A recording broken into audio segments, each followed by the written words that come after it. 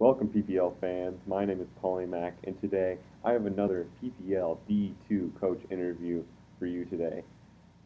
Today, I'm interviewing a man who was the winner of the No Pause Tournament's Showdown Open tournament. He actually defeated me in the tournament, sweeping me with a bi-sharp, and he's the coach of the North Melbourne Kangaskhans, Travistey. What's going on, guys? Travistey here. All right, so looking at your draft, you have a very, very solid draft. A lot of bulk on your team. You have some some like frail bonds like Cadabra, but you have a very bulky team. Was that your plan going into the draft? Was be more bulky, or is that like your play style, or what was your thoughts behind that? My thought was basically I wanted bulky offense. It's the playstyle I'm most comfortable with. As you mentioned, it's the one I used in the Open Showdown tournament, which was really successful for me. And I didn't want to have to rely on a particular wall course. I was like, I wanted things that could be walls and that could also be really offensive. And so I feel like my draft reflects that. Like things like Cobalion, for example, can be a potent offensive threat, but they still have base 129 defense is not a slouch, and then Nidoqueen's pretty bulky, Togekiss, a lot of things which can be defensive if I need them to be, but they will always hit hard back, and that was my draft plan. Oh yeah, definitely a good plan. Bulky offense does very, very well in the format. Things that can be offensive and defensive, very, very good in the format. You actually showed that in your Week 1 battle with Troy, where you brought a nasty plot offensive Togekiss that if you had missed that Air Slash, I mean, there were hacks all over in the game and anyway. If you don't miss that Air Slash, though, you win the game because of nasty plot Togekiss. So, yeah. Definitely a great strategy. You got Mega Sableye with your first pick. Was that what you wanted with your first pick? Was that something like you were just like, I want this? Or was there something else you had in mind for your first pick that maybe got sniped from you? There were so many other things I was looking at for my first pick. My first preference was Mega Scizor, but unfortunately that got taken by Jordinez just beforehand. Then if Infernape or Victini managed to drop to 10th pick, I would pick them up, but obviously they're both great mons, so they weren't really early. Very early. The one I was really surprised at, which I had as my backup first round pick, was actually Hydreigon. That was a mon which I thought I would be able to get in the first or second round, and instead Lacen took it, I think it was 5th pick, so really, really early on. Yeah, so I was I missed the first bit of the draft, so when I turned up, people were waiting around for my pick, and so I was sort of scrambling. But saw Mega Sableye hadn't been picked and decided to just go with it because it's a mon that I'm very, very comfortable using. I've used it a lot in standard play, and obviously in things like the GBA, it had a really, won the MVP of Season 4, so I know it can do work, and it's not that offensive, but it can be an offensive attacker with moves like Power Up Punch and Shadow Sneak, Sucker Punch, that kind of thing. So it can be an offensive threat, but it gave me hazard control early, which is one of the other things I was looking for is the ability to just get hazards off my side of the field, and that was really demonstrated in Week 1 against Troy. He brought Stealth Rocks and couldn't manage to set them up on me because of Mega Sableye. I didn't have Defog on Togekiss or anything, it was just Sableye. So even though it wasn't what I wanted, I am actually really happy with that first round pick.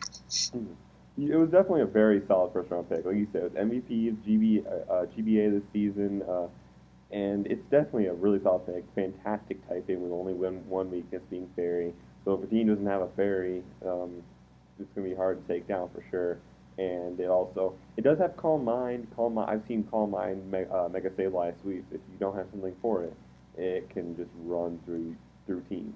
So then you went Togekiss, Kyurem, Nidoqueen, Darmanitan, and then Cobalion. So you have very wonderful Fairy Dragon Steel Cord, Togekiss, Kyurem, Cobalion.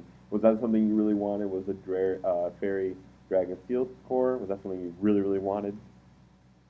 Yeah, that was one of the big things in my draft. I prioritized Dragon Fairy Steel over a Firewater Grass Core. I know both of them are really common things that people try and pick up. And I wanted, partly because there aren't very many good fairies around. Interestingly enough, Clefable lost it to the first round, but once I had Sableye, it was sort of too expensive for what I wanted for the rest of my draft, so I went Togekiss instead.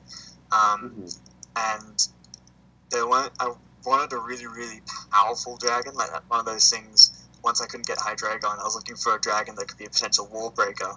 And so things that came to mind were Kyurem and Dragalge, basically. I could have got Dryodagon, but it was...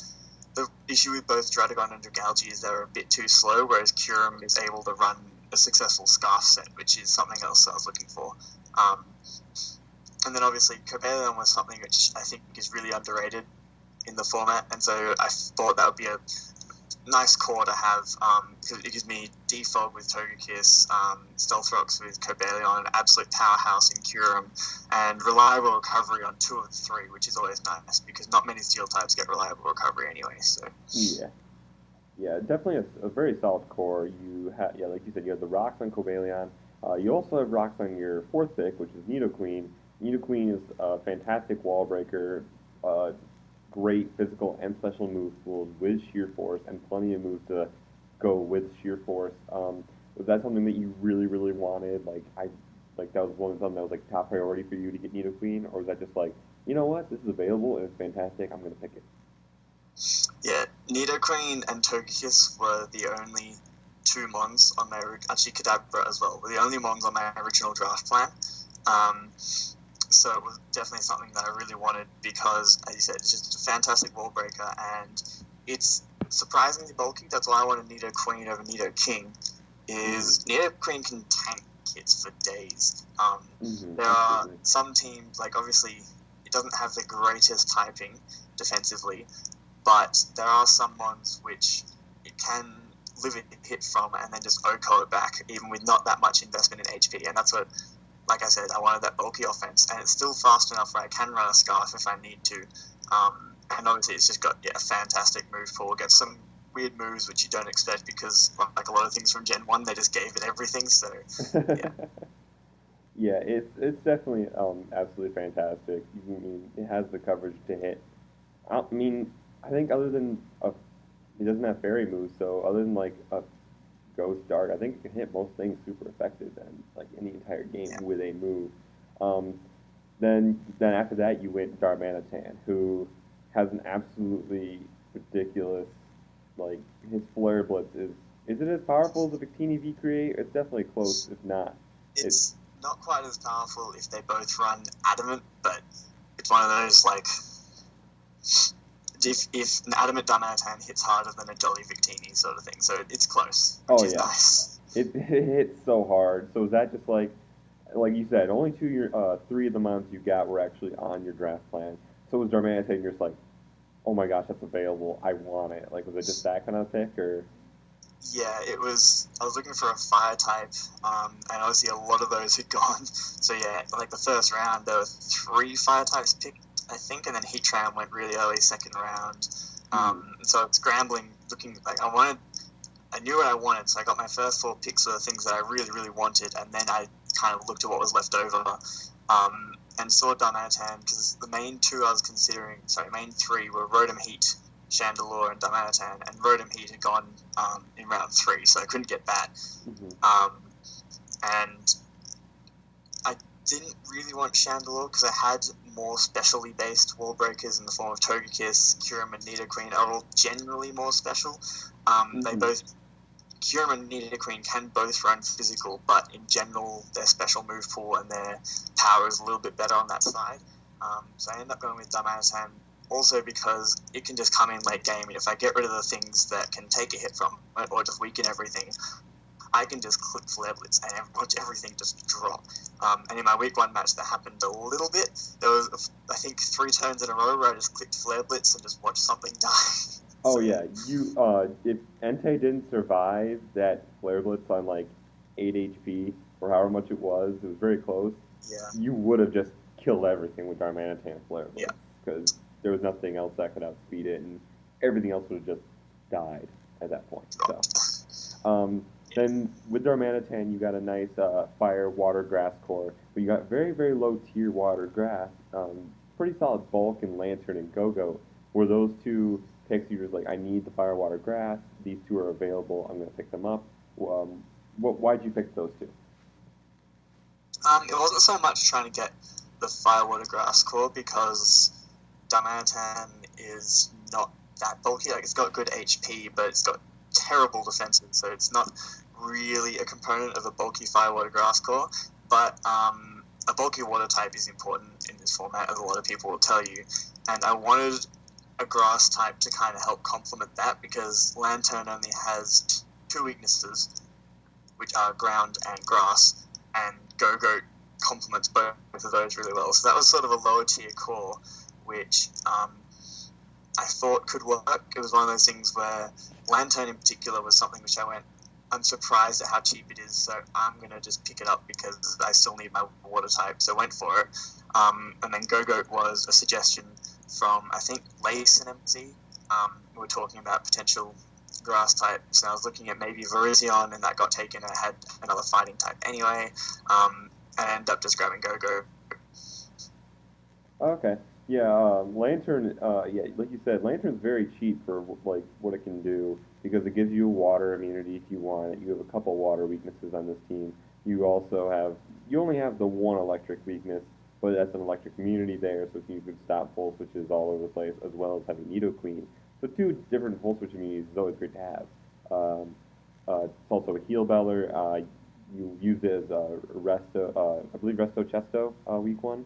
Against Troy, physically defensive. Yep. Take on a Zente, which was really great planning on your part, and something that he expected too, because it works so well against the Zente, which is kind of scary to think that an NU mod could take an Entei on so well. Yeah. Yeah. I was really, really happy with its performance in week 1, because it did exactly what I needed it to, which is every time Entei came in, I switched into Lantern, and it did its job. It lived the whole game until Entei died. Once Entei went down, I let it go because I didn't have anything else I wanted to switch in particularly. Exactly. But it did its role perfectly, and I'm still really, really happy with it as a 4 mil pick. Yeah, it definitely is going to put, I think it's going to put in a lot of work for you this year. Definitely a solid pick, especially for, like, being in the 8th round and being up only 4 million. The last 2 mounds we haven't talked about, 2 very, very offensive mounds where most of your team has been very bulky and can deal damage as well as take hits. These 2 mounds are both very frail, but they hit very hard. Talking about Kadabra and Toxicroak. Kadabra, you said, was in your plan right from the beginning. It's actually just, I mean, it's a poor man's Alakazam for $4 million. I think it's a pretty good pick. What do you think when you picked it? That was exactly my thought. Poor man's Alakazam. Even a poor man's Sigilyph to a certain extent. It's obviously not as bulky as Sigilyph and can't set up to the same extent, but it's still that ability to have Magic Guard, Focus Sash, and really, really good coverage, or if I can afford it, Life Orb. And it hits base 105 speed, so it's actually quite powerful, and obviously it's extremely frail, but that's sort of not what I wanted before. I didn't feel like I needed more bulk. I felt like I had enough with the rest of my draft. It was something that could just clean up a game if I needed it to, or if I'm about to get swept by something, just come in. It gives access to moves like Encore, so I can do that if something's set there. It's a slow setup sweeper. Is Calm Minding on me or something, I can Encore it. It's Trick, so I can neutral things that way. Yeah, it's a surprisingly versatile mon in that respect. Oh yeah, absolutely. It's a very good revenge killer. Like me, it's not obviously not as good as Alakazam. It has the speed special attack, but it's still what 105 speed, like 110 special attack or something like that. I think it's around there. 120 special attack. 120. So that's higher than most mons in the league special attack. So yeah. it's a great revenge killer to get the free focus sash because of Magic Guard, and yeah, I could definitely see it work. Toxicroak, you already had a fighting type, you already had a poison type, but it definitely is something that can hit hard. Mega Mogwai said it best about Toxicroak when talking about it in OU, is that, and in the league format, unless you have a good physical ground type, you don't really have a good physically defensive ground type. You don't have a good switch into Toxicroak. So was that something you were really like excited to get, or was it just I really want, like, what was it? It was, I got sniped. I wanted Honchkrow originally because what I was looking for is something with Sucker Punch and Pursuit, mainly to deal with the likes of Victini, Mew if it became a problem, Jirachi. There are a lot of powerful psychic types floating around, and if I could get those 2 moves, I felt like I could play. I'm I've been reasonably successful at playing mind games like that with people, so I figured if I could get a mon with those two moves that could hit hard, that would fit my team really well. Unfortunately, Honchkrow got taken. I think it would have been a better fit, partly because Toxicroak, as you said, I already have a fighting type, I already have a poison type, so it kind of doubles up on a couple of weaknesses I had already. And the problem was I wasn't sure what else there was that I could pick up that would actually fit better. I possibly should have just left it to the next round, had a bit more time to think about it, but I ended up just taking Toxicroak. It does give me a nice the water immunity, and it is still a threat. Like, a gunk shot just hits so hard if you don't have a ground type. Dry Skin's a great ability, does, like you said. It's something you can bring in to eat up Scald. You have Lantern, but a lot of times you're probably going to be using Volt Absorb on Lantern anyway, so Dry Skin on Toxicroak is great to eat up Scald for you. It also gets, I believe, Poison Touch, I believe that's the name of it. Poison Touch, so you can just bring it in, and like with a Gunk Shot, I think it is, you get like a 60% chance to get a poison on something because of Poison Touch. I think, I'm not sure if it doubles up. I think it's only moves that don't have a chance to poison anyway, but it means like I can poison something with Drain Punch if I need to. I think it is. I think it does do that. I think I remember using. That's interesting. I think I used it on a Muck before, and I remember looking it up specifically. Like, does it affect it? And it made it like a 60% chance to poison on with a Muck. So I'm assuming it does the same. I could be wrong on that. If I'm wrong, someone correct me in the comment section below. But I'm pretty sure that's how it works. I mean. Okay.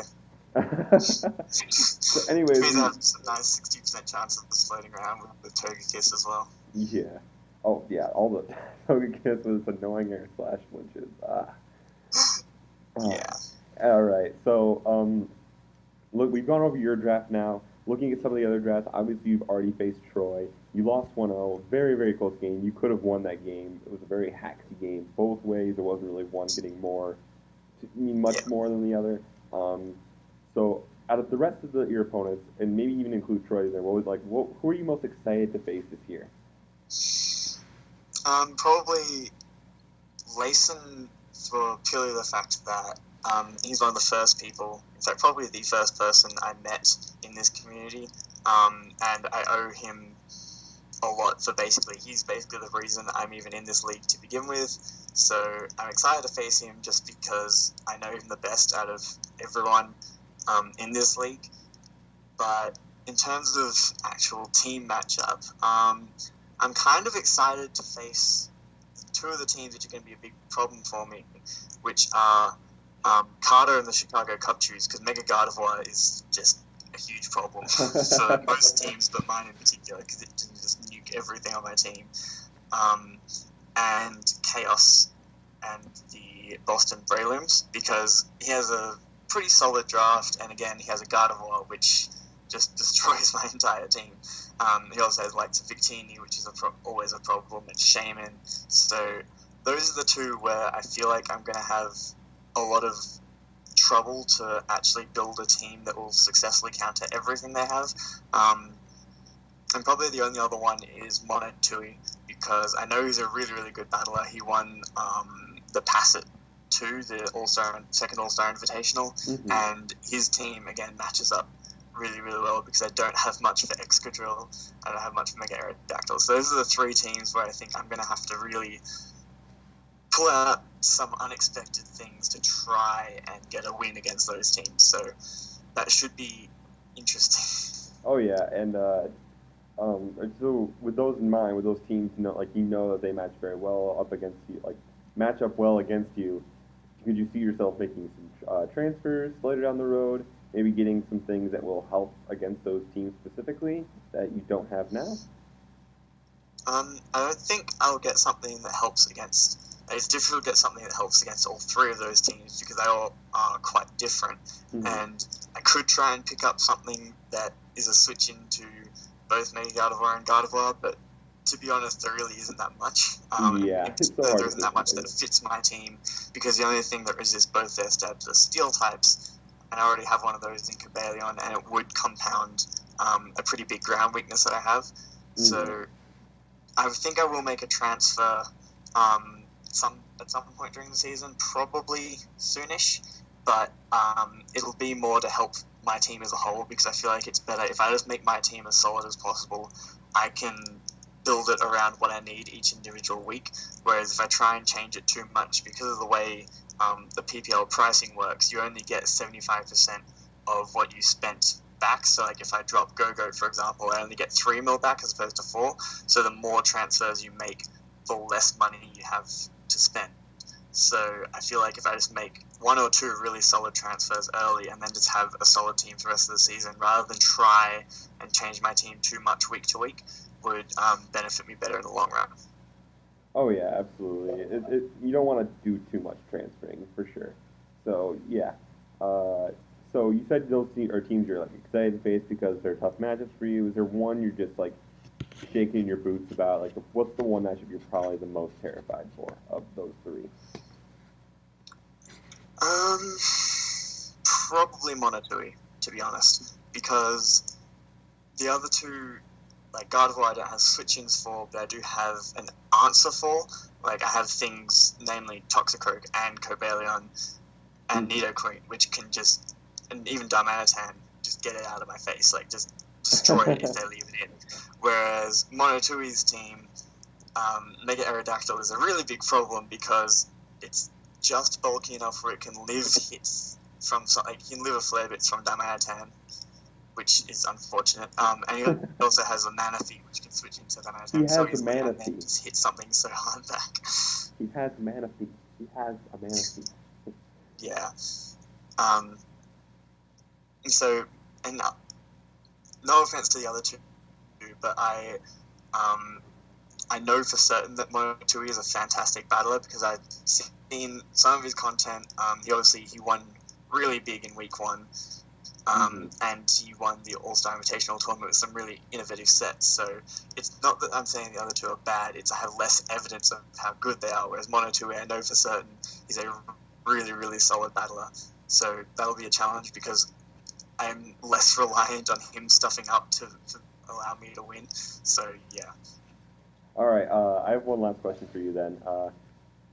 What are your expectations for yourself this year? Do you think you'll do well this year? What are you expecting from yourself? Expecting's kind of a strange word because I honestly have no idea. Because it's one of those things where how well I go depends on how good everyone else is. I know that there are some people in this league who are really, really solid, and it'll be difficult to win. Obviously, I can't win every game now after the first game. So I'm gonna try and end up with a winning record. That is kind of my aim. I want to try and win more games than I lose, and I feel like the first game showed that I am going to be competitive. I'm not going to be an easy beat by any standards because, like, obviously I did lose the first game, but it was very, very close. And easily could have gone either way. Exactly. So as long as I maintain that, I'll honestly be happy with myself because, like, it is Pokemon. It is for fun, and that's the primary reason I'm doing this is because I enjoy it. So I don't want to say, if I don't win a championship, I'll be disappointed because I won't be. I'll be happy just to finish off the season and be competitive in every match. I know it sounds stupid and cliche, but that's kind of what my aim is, to be honest. All right. Well, thank you for taking time out of your day, well, morning, night here, for this interview. Stay tuned for more PPL content on the channel. D2 and D1 both underway with their seasons. Week 1 has already happened. A lot of Week 1 PPL D1 matches have already happened, and their videos will be going up on Saturday. All the coaches' descriptions, including Travistey's, will be in the description below. So be sure to check them out. Thanks for stopping by. Bye-bye. Bye.